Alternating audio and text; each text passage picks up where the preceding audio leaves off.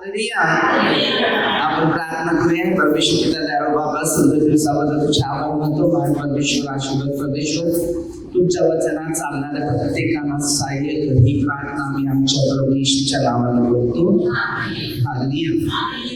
आपण या पवित्र शास्त्राचं एक वचन घेऊया की जेव्हा आपण एका वचनातून सुरुवात करतो, म्हणजे आपल्या भविष्यात चांगल्या गोष्टीची सुरुवात करतो. कधी कधी आपलं स्वतःचं भविष्य आपल्याला नको असं वाटते, पण वचनाद्वारे आपल्याला हवं असं वाटते.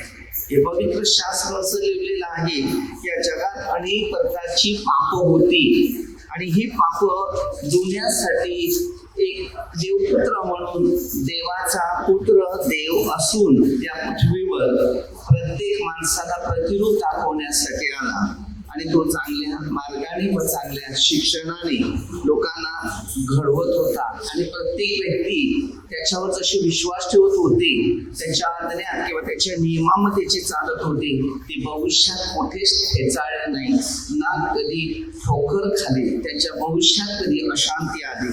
तर आज आपल्या जीवनामध्ये शांतीचं आणि शिक्षणाचं आणि ज्ञानाचं आणि पश्चातापाचं आणि आपलं जीवन पवित्रता कशा पद्धतीत ठेवायचं ह्या विषयावर आपल्याला या पवित्र शास्त्राचे काही गोष्टी शिकायला मिळतात. पण आता एक वचन आपण इथून सुरुवात करूया. लूकमध्ये 9 अध्यायामध्ये 51 पासून एक वचन सुरू केले.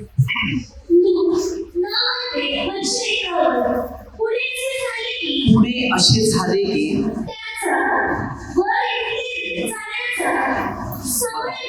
येशू ख्रिस्ताला या पृथ्वीतून पुन्हा स्वर्गाच्या राज्यामध्ये जाण्याचा जो समय आलेला होता, त्याविषयी तिथे शिकवण ठेवलेला आहे. आपल्या प्रत्येकाचा समय येईल, कधी ना कधी प्रत्येक व्यक्तीला या जगातून पुन्हा त्या परमेश्वराने दिलेला जो आत्मा आहे, तो आत्मा काढून घेतला जाईल आणि माती, या मातीपासून जिथे बनवलेलं होतं त्याच ठिकाणी ती माती पडली जाईल.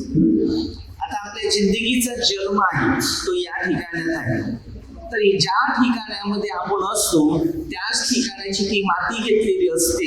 आता बघा, विटभट्टीवाळे असतात, विटभट्टीवाळे कोणत्या शेतातून माती घेतात ना, आणि मग तिकडे जाऊन ते विटा बनवून कुठल्या तरी गावामध्ये दिलं जाते, बरोबर. ट्रकमध्ये भरतात आणि पाठवतात आणि एखादं घर बनवतात, बरोबर. अशी परिस्थिती आहे. तसंच आहे मनुष्य सुद्धा. आता एखाद्या स्त्री अमुक गावातली बनवली जाते, अमुक गावामध्ये त्याला दिले जाते, मग ते वैवाहिक जीवनामध्ये त्याला लग्न दिल्यानंतर त्या कुटुंबात, त्या गावामध्ये ती कायमचं स्वरूप बनते. तर मग तिकडे माती परत इकडे येते, असं आहे. आता माती मिक्स कुठून आली, कुठे आले, कुठे गेली, ती देवालाच माहिती होतं. म्हणून ती सगळ्या मातीमध्ये त्याचा एकच असा आशीर्वाद होता की सगळी माती एकच. त्या प्रतिरूपाचा तुम्ही आणि मी बनवलेला आहे. मग ती माती त्याच ठिकाणी पडते. त्याने यरूशलेममध्ये जाण्याचा दृढ निश्चयाने तिकडे आपले तोंड वळवले. आता ज्या ठिकाणी जायचं आहे, तर तुम्हाला समजा प्रार्थनेला यायचंच आहे, त्याच ठिकाणी तुमची तोंड वळाली पाहिजे. आता तुम्ही भलते तिकडे वळायला गेलं तर तिकडे तुम्हाला प्रभू येशू नाही भेटणार. तिथे दुष्ट आत्मा, पापाचा, भावनेचा, वसनेचा, वाईट विचाराचा असा आत्मा कार्य करेल आणि तुमच्या मनामध्ये ती भीती निर्माण होईल. तो बघतो का, ती बघतो का, तो बघतो का, पण त्यांनी तुम्हाला ना मला सगळं बघितलेलं आहे. त्याचे मार्गदर्शन त्यांनी टाईप केलेलं आहे. आपल्या रोजच्या जीवनाचा सेकंद पासून मिनिटापर्यंत दिवस आणि आठवडे आणि महिने आणि वर्ष त्यांनी ऋतू केलेले आहेत. त्याने आपल्या पुढे त्यांनी लोके पाठवले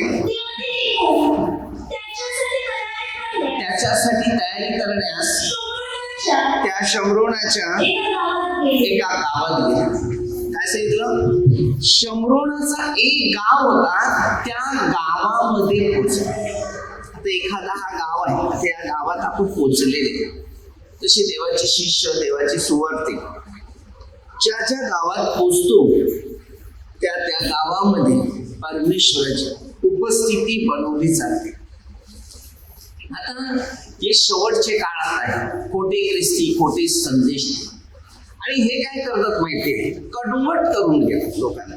मनुष्य कन्वर्ट झालाय त्या परमेश्वराच्या आत्म्याने. तेव्हा मनुष्य जीवधारी प्राणी झाला, तो कन्वर्ट.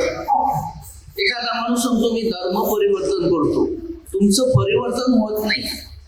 तुमचं स्वतःच्या बुद्धीला स्वतःला सुद्धा कळत नाही की मी कुठे चाललाय. माणसाच्या मागे चाललाय की देवाच्या मागे चाललाय. देवाच्या मागे जातो तो देवाच्याच इच्छेप्रमाणे आत्मिक कन्वर्ट होते, आत्मिक कन्वर्ट.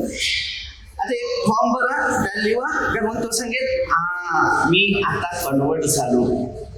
परमेश्वराने सृष्टी जेव्हा उत्पन्न केली ना, तर पहिला पुरुष पृथ्वीवर बनवला तो आदाम, आणि तिथून जी सुरुवात केली ते आजपर्यंत तुम्ही आणि मी त्या स्वर्गीय बापाच्या नियमानुसारच बनलेले आहे. आणि त्याने तो उत्पत्ती 2:7 तर प्रत्येक माणसाला आत्मा दिला, तर त्या माणसाला समज नाही, त्यामुळे तो कन्वर्ट होतो. म्हणून पुढे काय सांगते बघा, त्याने त्याचा स्वीकार केला नाही.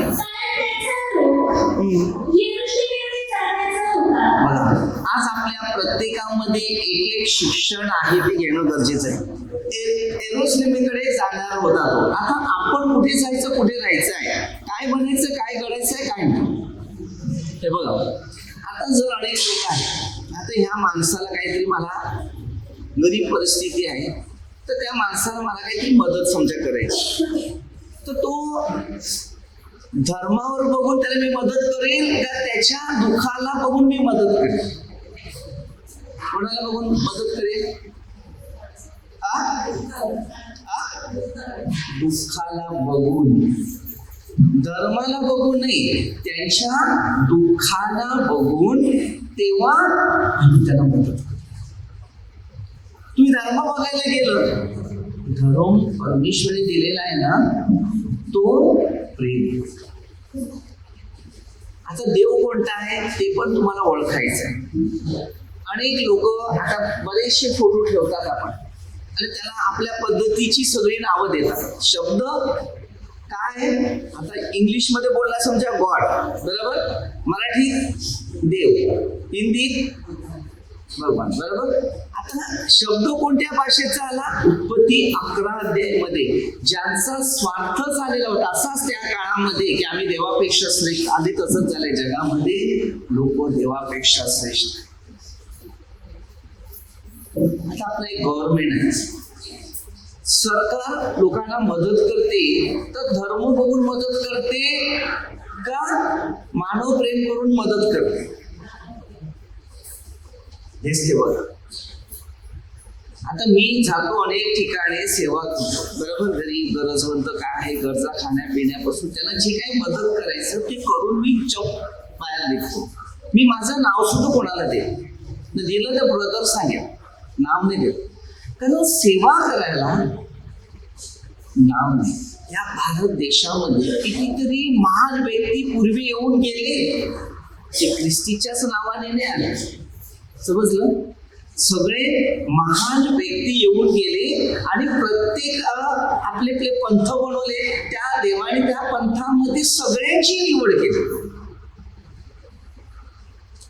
निवड जी केली ना, ती सगळ्यांची निवड केली. तिथे जाती धर्माची त्याने निवड नाही केली ना. आज जे काय चाललेलं आहे, जिथे खोटे ख्रिस्ती निर्माण झाले, खोटे संदेश उत्पन्न झाले, तेव्हा परिस्थिती अशी उत्पन्न झाली. हालेलुया. म्हणून पूर्वी पण हा देश आहे ना, आजचा पण काळातला हा देश आहे.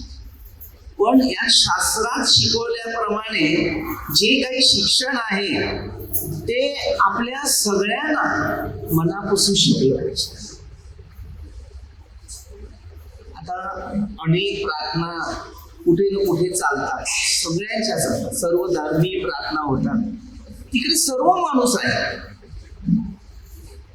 तिकडे कन्वर्ट होत नाही. आता मी पण सगळ्या ठिकाणी फिरून मी या परिस्थितीत आलो, सगळे अनुभव घेतले, ज्ञान घेतले. बरेच लोक आहेत, सर्व धर्मी माझ्या बरोबर लोक. कारण आम्हाला काय करायचं आहे. ती शिवते पंडिताला मला सांगते, तुम्ही कोणतरी एक व्यक्ती महान आहे. बरं, महान नाही, आपण सगळे महान आहे. तर त्याला आत्म्यात समजलं की हा एक धार्मिक जीवन जगणारी व्यक्ती.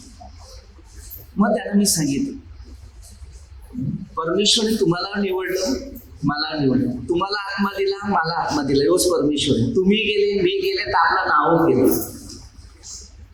आपल्याला जेव्हा अधिकार दिल्यानंतर आपण मानव प्रेमाच्या काही दुःख आहेत, काही गरजा आहेत, त्यांना कसं कंट्रोल करता येईल हे शिक्षण आपल्याला द्यायचं असतं.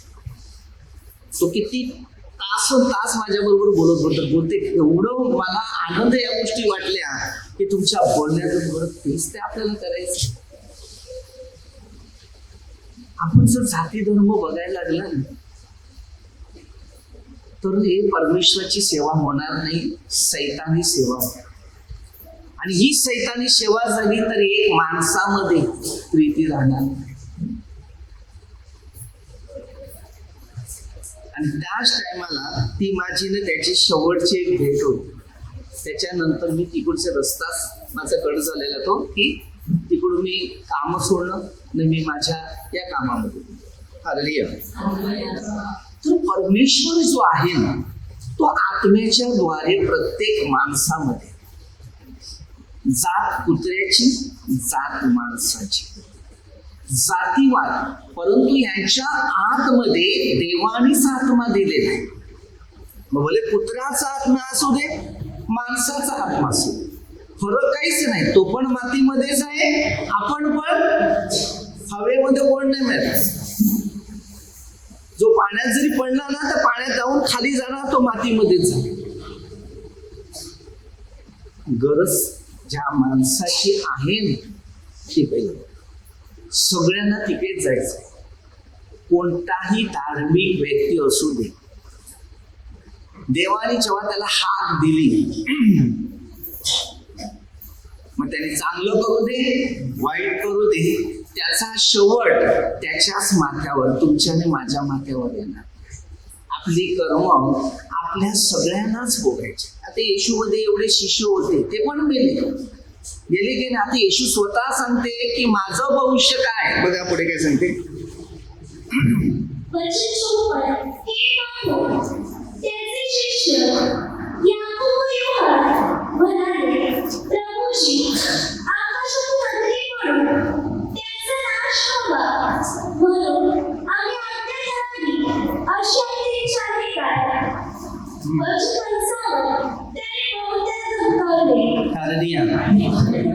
पेत्राच्या पत्रात 2:3-9 कोणाचा नाश व्हावा ही परमेश्वराची इच्छा आहे. म्हणून त्याने काय सांगितलं, त्याचा नाश व्हावा तसं नाही करायचं. कोणाचं वाईट करायचं नाही, वाईट योजायचं नाही. जेव्हा तुम्ही चुकतात ना, तेव्हा त्याला फिरवायचा प्रयत्न करायचा. जो मनुष्य चुका करायला लागला ना, त्याला चुका करून देऊ नका. आता मला सांगा, तिकडे एक आग आहे न, मी तुम्हाला सांगेन त्या आगीत बोट घालतील का? कशाला?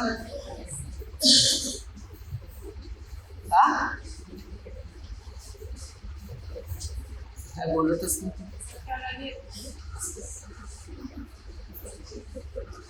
मग तसंच हे आहे, चटका लागेल ना, तर मनुष्य जेव्हा पाप करतो त्या आगीचा चटका लागेल. तो काय करतो त्याला कधी कधी कळत नाही. पौलांनी ते सांगितलं, रोमकर 7:15-17. मी काय करतो मला कळत नाही, माझ्या वसनाला पाप. आता जर आपल्या शरीरामध्ये जर एक पाप उत्पन्न होते तर पुण्यही होत नाही. पुढे काय सांगते बघूया.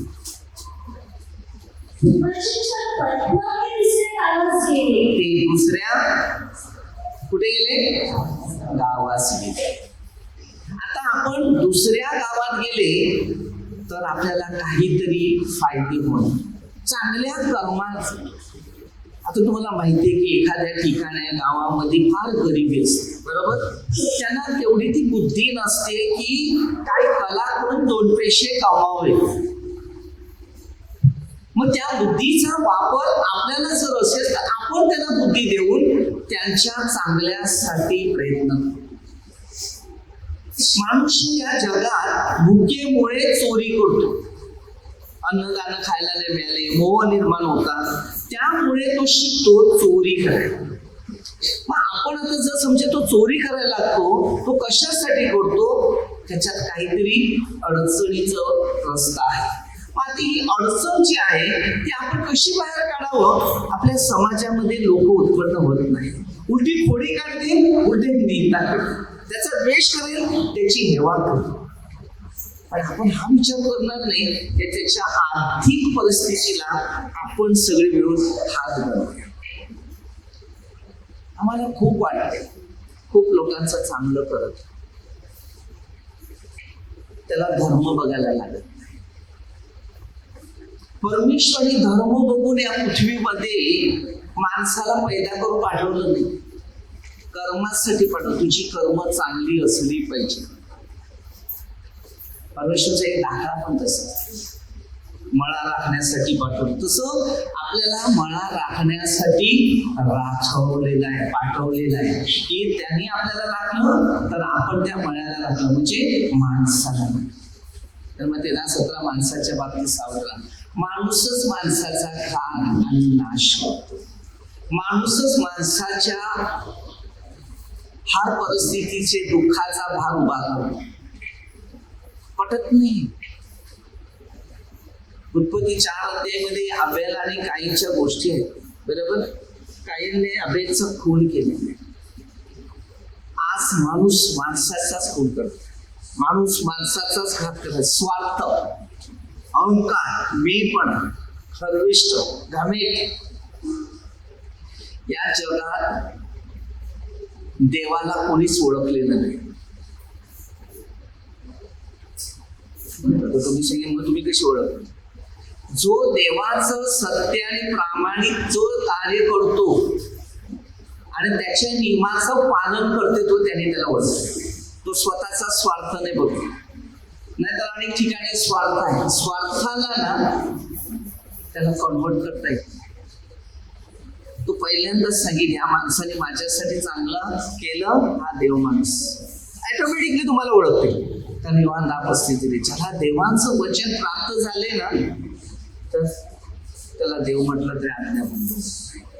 कारण देवच आपल्या येऊन गेला ना आपल्या गरज. आता किती ठिकाणी मी जातो, काही कुटुंबामध्ये खायची मारामारी, मग मी जातो ना त्यांना काही मदत देतो आणि गपचूप निघून जातो. मग मला सांगतात देव आमच्या घरी येऊन मला हे देऊन गेलं, तो बरं, हा तो वर आहे, त्याने माझं रूप घेतलं तुझ्या बरोबर. आपल्या सगळ्यामध्ये देवाचं रूप आहे, हा आत्मा आहे ना, हाच देव. जो कोणाचं भलं करते तो देव, आणि जर कोणाचं वाईट करते तो शैतान. बरं, मी गरिबातून आले, मी अनुभव घेतले आहे, मी शिकलाय, मी शिकतो. श्रीमंत पण खूप बनले आणि गरीब पण खूप बनले. दोन्ही गोष्टीत काय फरक आहे तो मी अनुभव घेतला. मी जन्माला आला तेव्हा खूप श्रीमंत आले, पाहिजे ते वस्तू मला मिळाल्या. मधल्या काळामध्ये अशी परिस्थिती आली की एकदम डाऊन गेलो, पेज सुद्धा नाही मिळालं. मग त्या शिक्षणाचा अनुभव घेतला की गरीबाच्या गरजा काय असतात. भुकेला सन्न, येशू पण बोला भुकेला सन्न. आणि त्या हेतूने जे मी सुरू चालला आणि पुढे गेला तर परमेश्वराने मला त्याचा प्रश्न द्यायला सुरू. आता मला कळते, म्हणून समजते की ह्या माणसाची दुःख काय. मी जास्त गरीब पोरामध्ये ना म्हाताऱ्या लोकांमध्ये, की ज्यांच्या घरामध्ये म्हाताऱ्या लोकांना खायला पाणी सुद्धा नाही. मी आता खरोखर डिसिजन जाम घेतलेला आहे. आणि देवाला सांगतो मला खूप शक्ती दे. रात्री पण तीच प्रार्थना करत होता की मला असं प्रत्येक गरीबाच्या घरामध्ये जाण्याची शक्ती आणि खरोखर त्यांच्या गरजा अशाच ठिकाणी माझी पावलं दे. कारण मला समज आहे की भूक काय की त्यांची जेव्हा भूक लागते ते कसे खात राहते. धर्म तोच माझा देव.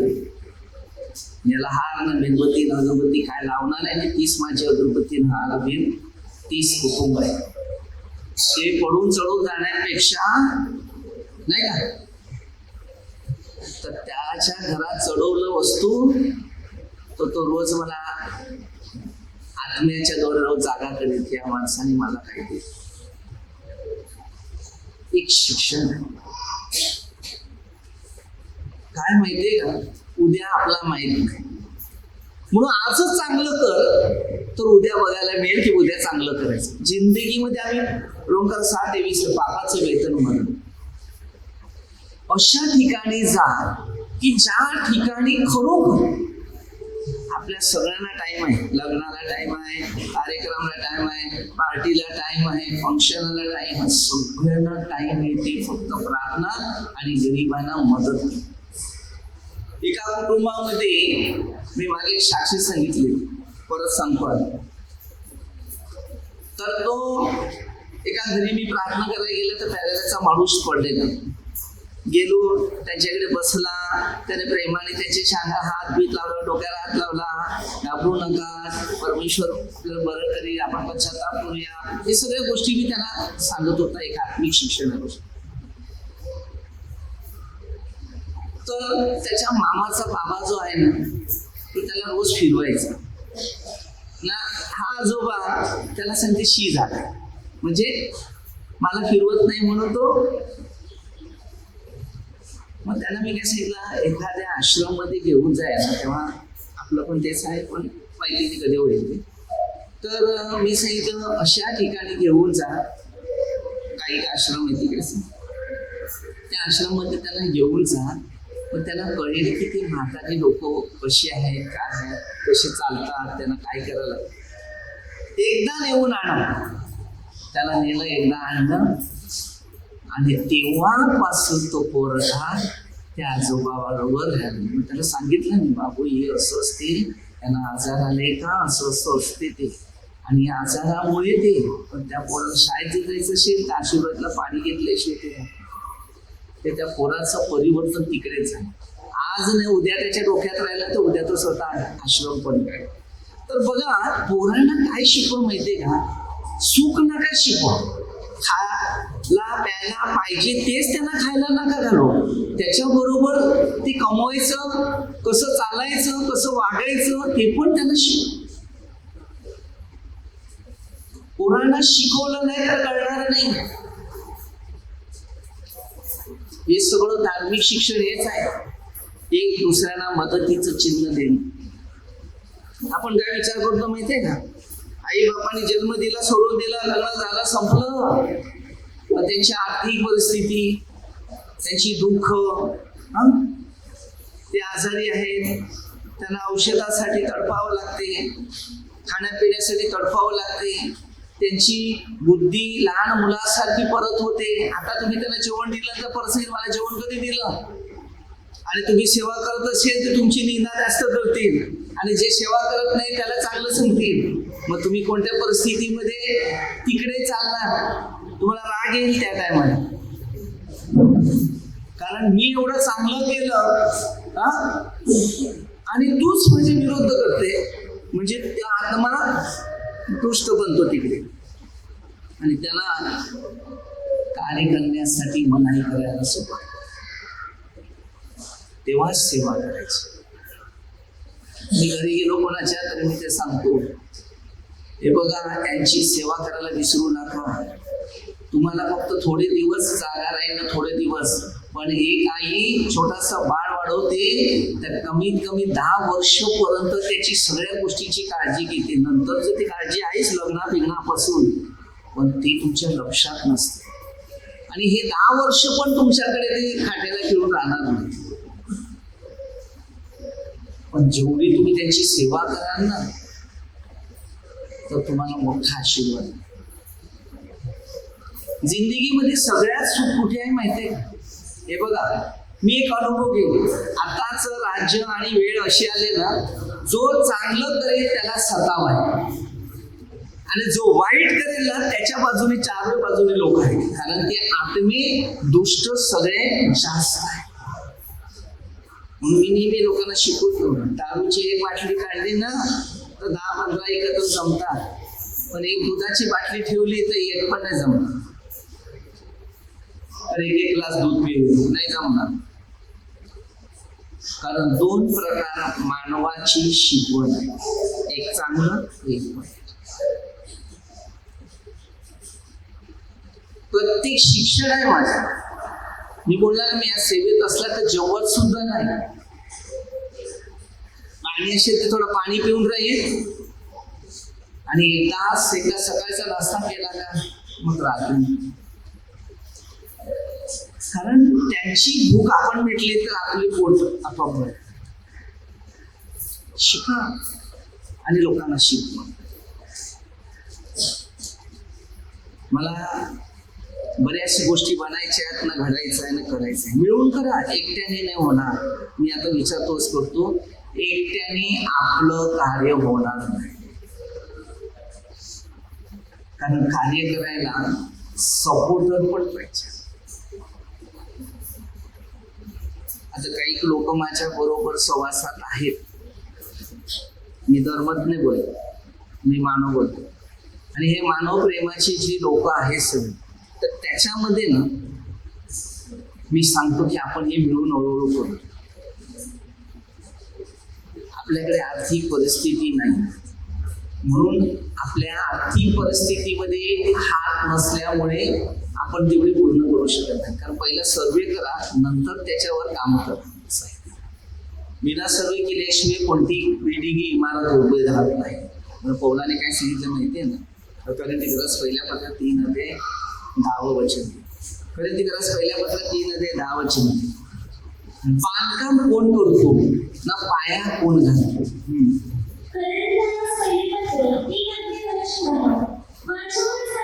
माझ्यावर झालेल्या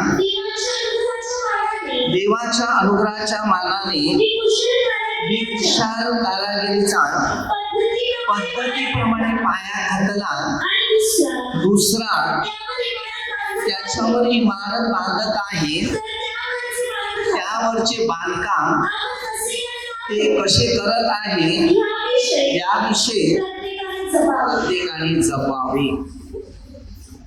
बांधकाम कसं होते ते प्रत्येकाने जपावे. आता आपल्या प्रत्येकामध्ये एक जपणं गरजेचं आहे की बांधकाम कशी करावी, म्हणजे कार्य कसं करावं. आपल्या प्रत्येकाला देवाने दिलेल्या कार्याचा जो मार्ग आहे, जो तुम्ही स्वीकारता आणि त्या कार्यामध्ये जर इंटरेस्टली घेतात तर परमेश्वर तुम्हाला त्याच मार्गानुसार पवित्र जीवन जगण्याचं काम. मानव प्रेम किंवा 3:16 परमेश्वरी जगावर हेच प्रेम केलं. हे मानव प्रेम लोकांनी तोडली आणि धर्मप्रेम. अरे माणूस तर एकच आहे, तर मानवाची कन्वर्ट कशी होईल. आता कितीक लोक एक घरामध्ये कन्वर्ट झाले, ते कन्वर्ट नाही, तुमचं जीवनाचं परिवर्तन. एक भाव चांगला निघतो तर एक भाव वाईट निघतो, मग त्याला औषध करून आणणार. एकाला प्रार्थना आवडते तर एकाला प्रार्थना आवडत नाही. प्रश्न कुठून आणणार. एकाला वाटते माझं जीवन चांगलं राहावं, एकाला वाटते माझं जीवन चाललंय ते चांगलं. एक भाऊ दूध पिणार, एक भाऊ दारू पिणार. मार्गदर्शक नाही. एकाच आई बाप दोघांना सारखेच असतात, पण शिक्षण सारखं ते शिक्षण सारखं घेत नाही, म्हणून मनुष्य प्रगती होईल. म्हणून कधी पण लक्षात ठेवा, तुमच्या मते भागात 36 दिली. प्रत्येक मानवाला शेवटला कर्म देणारा, हिसाब देणारा तो आहे. तू न मी नाही देतो. आपल्या पापाचा भार त्याने घेतला, म्हणून तुम्हाला ना मला मुक्त केले. म्हणून मी पापी असं लोकांना सांगितलं. माझ्या पाप्यावर जर परमेश्वराने एवढं प्रेम केलं तर तुमच्यावर का करू शकत नाही? तो जर दयाळू परमेश्वर जर आमच्यावर दया करू शकते तर तुमच्यावर का दया करू शकते? ज्या शिक्षणाची तयारी आपल्याला करायची म्हणून प्रार्थना करताना सर्व नामंत्री लोक, आमदार लोक, सर्व पोलीस लोक, मिलिटरी, जेवढे अधिकारी आहेत, धार्मिक लोक आहेत, धार्मिक जीवन, या सगळ्यांसाठी प्रार्थना करा. जो चांगलं करते त्याच्यासाठी प्रार्थना करा की देवा याच्या हातातून आणखी चांगलं होतं, अशी प्रार्थना. त्यांची निंदा करू नका, नफरत करू नका, द्वेष करू नका. काही दिवसात, काही महिन्यात, काही वर्षात तुमचा आराखडा तो परमेश्वर बरोबर करत असतो. जसं कर्म तसा त्याचा कर्म, जशी कर्म तशी त्याची फळ. आपल्या कर्माची फळं परमेश्वर. जो दुष्ट आत्मा कार्य करतो तो तुमच्यातून वाईट कार्य करायला, जो दुष्ट आत्मा तुमच्यात कार्य करतो ना तो तुमच्यातून वाईट कर्म करतो. म्हणून पौराणिक कसं सांगितलं, मी काय करतो मला माहिती, पाप म्हणजे दुष्ट. तुमच्यात जर पापाचा आत्मा कार्य करायला लागला ना तर तुमचं शरीर चेंज करेल. मग दही गोष्टीमध्ये उतरलं जाईल. मग फक्त शरीराच्या गरजा आत्म्याच्या. मग तुम्ही प्रार्थनेत इंटरेस्टली नाही गेला तर जगाच्या सर्व मोहामध्ये इंटरेस्टली, नंतर ते शरीर कमजोर पडते आणि त्यानंतर माणसाचं शरीर खतम होऊन जाते. फार शिक्षण आहे. आणि हे कार्य करायला लागलं तर अनेक संकटातून तुम्हाला प्रवास करावा लागेल. कारण संकटातूनच पुढे खरे रस्ते निघतात. देवाचे सेवक जेवढे आले ना तर त्यांनी पहिली दुःख बघितली, नंतर सुख. आणि मध्ये 16:24 मध्ये वचनपत्र असं दिलं.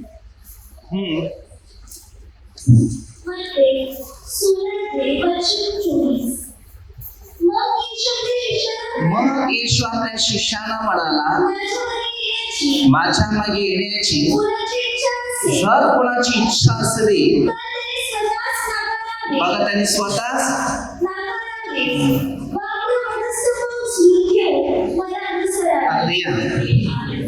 स्वतःचा वधस्तंभ उचलून दुःख स्वीकारावी आणि स्वतः आपल्या मागे यावे असं सांगितलं. आता तुमचं जीवनात जर तुम्हाला चांगलं बनायचं असेल तर पहिलं स्वतःला विचार, दुसऱ्याला विचारत जाऊ. आता मी आहे 1 तास कार्य करतो योहान 16:32 मध्ये धावतो मी. सगळ्यांना ही सेवा आवडत नाही आणि सगळे धावू शकत नाही. एवढं धावणं साधं सोपं नाही. कारण त्याला स्पर्धाबद्दल 9:24 वचनामध्ये शरीरात धावणारे पुष्कळ आहेत, ते असे धावा ते तुम्हाला नको. ख्रिस्तामध्ये असं एक नाव काढा की खरोखर परमेश्वर तुम्हाला ज्ञान आणि बुद्धी. रोज गरिबाचे विचार, रोज लोकांचं चांगलं बघ. प्रार्थना म्हणजे काय माहितीये का? परिवर्तन जीवन. आता तुम्ही लोकांचं चांगलं करणं म्हणजे देवाला सांगायचं की तुमच्यामुळे मी हे करू शकतो. दुष्ट आत्मा माझ्यात असलं तर मी तुझ्या प्रभू तुमच्याद्वारे नाही काम करू शकतो, दुष्ट आत्म्याद्वारे काम. शैतान माणूस आहे, चुकतो, पाप होणार. मी देवविषयी पापाचा मी कधीच विषय बोलणार नाही. कारण जर किमान कोणीच नाही, सगळी. पण थोडं तरी पुण्य आहे. कुणाशी भांडण, नफरत, निंदा, चोरी, लबाडी खोटं करून काही नाही होणार. भिकारी मनुष्य होतो, पण चांगलं करून श्रीमंत मनुष्य. श्रीमंत म्हणजे काय? पैसा असला म्हणून श्रीमंत, आत्म्यात श्रीमंत पाहिजे. जेवढं गरिबांसाठी करताय तेवढं खरा फायदा आहे. ते परमेश्वर आहे. बायबलचे काही मुद्दे असे आहेत ना, आम्ही देवाला उष्णे दिली. एका कनिष्ठ बंधूला केलं तर आम्ही देवाला दिलो. त्याच मूर्त्याच्या देवाला दुनिया देतात, तो खातो दुसराच. अशा ठिकाणी द्या की तो दुःखी आहे, तो टेन्शनमध्ये आहे, तो मानसिक तणावामध्ये, तो अस्वस्थपणे. हे घे बाबा, जेवढं होईल तेवढं करा. त्याच्यातून तुम्हाला फायदा होईल. आणि जर तुमच्यामध्ये फायदे आहेत तर तुमचं जीवन पवित्र आत्म्याच्या द्वारे बनवलेलं जाईल. आणि जर बनवलेलं जाणार आहे तर पवित्र आत्मा तुमच्यात कार्य करेल. देवाशी एक व्हा. देव तुमच्याशी एक होईल.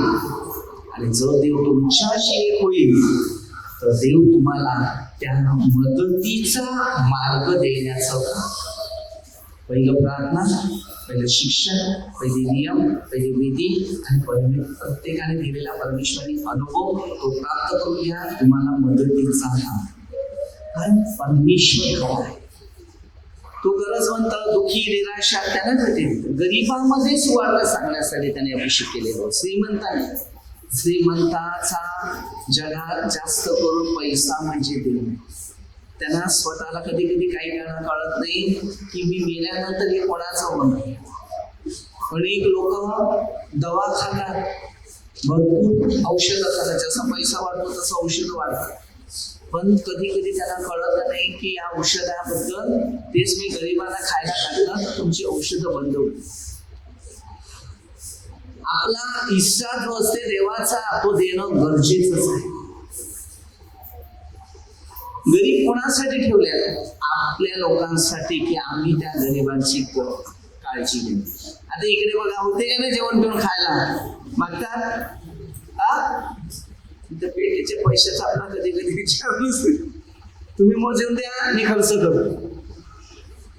मला जिथे टाइम मिळेल ना त्या दुकानात फिरतो मी. ना कुठे चांगलं स्वस्त असेल ना तिथून घेण्याचं काम करतो. पण शोधतोय मी, कारण प्रभू सांगते ना मध्ये सांग, शोधा म्हणजे ठोका म्हणजे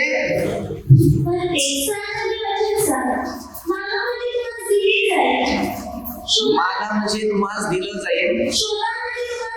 शोधा म्हणजे तुम्हाला सापडेल. असं आहे. म्हणून काल गेलो 5-5 किलोचे 2 तांदूळ आणून बघितलं. पहिलं जेवण बघा कसं आहे, म्हणजे तशी बोलली. देव दाखवतो, जा अमुक ठिकाणी, जा अमुक ठिकाणी, जा अमुक ठिकाणी. जिथून जाईल तिथून मी उतरतो आणि प्रयत्न करतो जेवढं लोकांचं भलं होईल तेवढं. म्हणून मला सांगतो की आत्मिक शिक्षण पहिलं शिका. लग्न असू दे, कार्यक्रम असू दे, पाहुणे येऊ दे, सगळ्या गोष्टी येऊ दे, त्याला पाहिजे तेवढा पैसा लागतो. फक्त बिचारे गरीब लोक आहेत, त्यांच्या तोंडाला एक घास द्यायला जीवन. आज अनेक शिक्षण जर आपण घेतलं न लोकांना शिकवलं तर खूप आहे. पहिलं लक्ष द्या दुसऱ्यांचं भलं करायला. तुझा आपा पाठीमागे भलं, पण तू जर दुसऱ्यांचं भलं केलं नाही तर उद्या समजून घ्या आपलं नुकसान. आपण गरीब होती ते सगळ्या गोष्टी एक एक शोधून काढतो की परमेश्वर माझ्या बरोबर आहे. जर येशू तुम्हा बरोबर आहे तर येशूची कृपा तुमच्या मागे लागणार. कारण तो परमेश्वर आत्म्याच्या द्वारे आपल्या जीवनामध्ये 4:24 उपसकाने आत्म्याने व खरेपणाने प्रार्थना ही धार्मिकता आहे. दुसरी प्रार्थना नाही. आपण अनेक प्रार्थना घेतो पण ती प्रार्थनेचा अर्थ कसं. थोड्या वेळ गेले, थोडीशी प्रार्थना घेतली, बरं वाटलं, परत आहे तेच तसेच आहे. बदल नाही होत. बदल कसा होतो जेव्हा तुम्ही दुसऱ्यांच्या गरजा पुऱ्या करायला जेव्हा बघता तेव्हा तुमचा बदल झाला. जेव्हा दुसऱ्यासाठी जीवन जगतात तेव्हा तुम्हाला वाटेल की खरोखर आज मी परमेश्वराला ओळखलेलं आहे. कारण परमेश्वरचा पुत्र जो आला तो दुसऱ्यांसाठी आलेला होता, स्वतःसाठी नाही. तुम्ही सगळं स्वतःसाठी जर जीवन जगत असेल तर समजून ठेवा की आम्ही झिरोतच आहे ना, त्या हिरो नाही.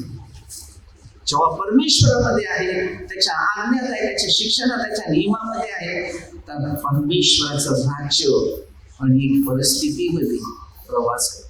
म्हणून जेवढं कार्य करता येईल तेवढं करा.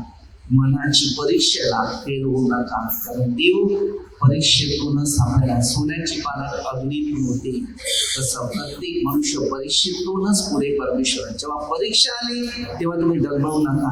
आणि जर तुम्ही डगमगले तर पुढे समजून घ्या की आम्ही कुठेतरी कमजोर परिस्थितीत पडलेले आहेत आणि देवाचा हात सोडल्यानंतर परिणाम आम्हाला खूप आम्ही पहिले आले का? आमची जीवनामध्ये जेव्हा प्रभू जवळ आले, पहिले दुःख होते तेव्हा आम्ही आले आणि प्रभूने आमचे दुःख दूर केले. त्यानंतर आता आम्ही सोडून परत दुःखाच्या आधी गेले. तर लूका 11:24 पहिल्यापेक्षा 7 आत्मे शरीरात प्रवास करतील आणि माणसाची मानसिक परिस्थिती कमजोर केली जाईल. हालेलुया.